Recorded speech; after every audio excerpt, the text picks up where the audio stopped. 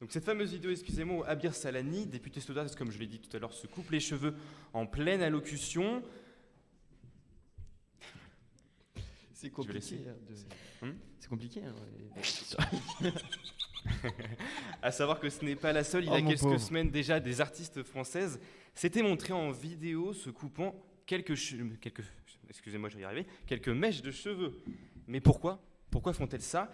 Eh bien, c'est avant tout un signe de solidarité envers le peuple iranien et surtout aux femmes iraniennes opprimées par le régime de Téhéran. Le but commun, la lutte pour le droit des femmes en Iran, un mois après le décès de Mahsa Amini, tuée pour avoir laissé dépasser quelques cheveux de son voile. La mort de la jeune femme de 22 ans, le 16 septembre dernier, a créé une réelle vague d'indignation et de colère dans tout le pays qui a dépassé les frontières. Des protestations suivies dans le monde entier, des États-Unis à l'Italie, en passant par la France, où de nombreuses personnes ont manifesté devant l'ambassade iranienne à Paris. Les femmes opprimées par le régime iranien sont les visages de la révolte. Elles sont descendues dans les rues, le crâne rasé pour certaines, et le voile à la main, devenant ainsi la cible de la répression de Téhéran. La révolution se fit aussi à l'école, des lycéennes, cheveux au vent, jetant leur voile, les brûlant pour certains, paradent en chantant « Mort au dictateur » en parlant de Ebrahim Raïssi, leur président. L'objectif du régime est donc de mettre fin à ce mouvement devenu incontrôlable et qui n'a pas de leader. La répression est violente et l'armée n'hésite pas à tirer à balles réelles. Si les autorités dénombrent environ 60 morts, l'ONG Iran Human Rights estime, elle, qu'en bientôt un mois de manifestations, 108 personnes sont mortes, et parmi elles des femmes qui étaient devenues le visage du mouvement. Nika Shakarami, une adolescente de 17 ans, avait disparu lors d'une manifestation.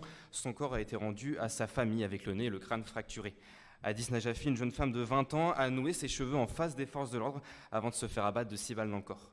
Le samedi 8 octobre au soir, alors que le guide suprême iranien Ali Khamenei s'exprimait à la télévision d'État, le journal a été piraté. Un masque aux couleurs de l'Iran est apparu, ainsi que le portrait en feu du guide, avec ces quelques mots « Le sang de notre jeunesse coule de tes griffes ». Alors du coup, Mathéo, tu nous as parlé de deux personnalités politiques. Est-ce que tu pourrais nous en dire un petit peu plus et leur place sur elles et sur leur place en Iran ? Bien sûr, alors du coup, je vous ai parlé du président Ebrahim Raïssi et le guide suprême iranien Ali Khamenei. Les deux hommes sont les figures politiques et religieuses les plus puissantes du pays. Dans un premier temps, Ebrahim Raïssi, qui est le chef du gouvernement de la République islamique d'Iran, il a un rôle très important dans les institutions politiques, bien que n'étant pas le chef de l'État, c'est le rôle qui est assumé par Ali Khamenei, l'actuel guide suprême, poste le plus élevé de la République islamique d'Iran.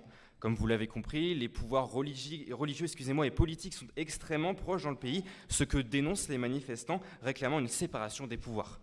Les manifestations vont donc continuer aux quatre coins du pays, la répression également, alors que l'ONU se dit très préoccupée par la réponse violente des forces de sécurité.